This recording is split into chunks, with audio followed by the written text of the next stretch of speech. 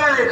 मला सांग दैवताला आणि त्यावेळेस ज्यावेळी तुम्ही चिंताल स्वतःचं अस्तित्व ज्यावेळी निर्माण कराल त्यावेळी कुठे हिसाळ मिळेल.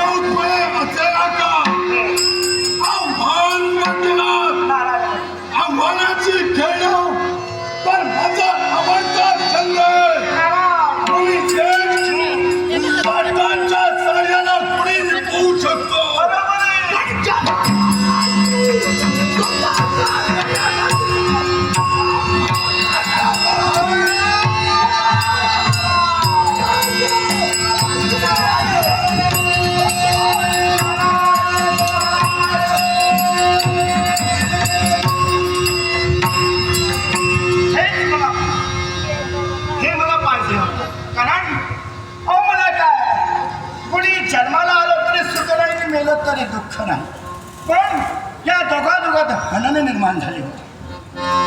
नकळत का होईना एकाचा तरी जीव गेला असता वाचविलंय पण पुढे कर्तव्य कोणतं दिलं तर स्वर्गलोक आणि मृत्यूलोक जिंकण्याचं स्वतःच अस्तित्व निर्माण करून या राजगदीवर येणारे पाहूया तरी याच्यापुढे काय घडतं हे दृश्य अदृश्य मला पाहिजे.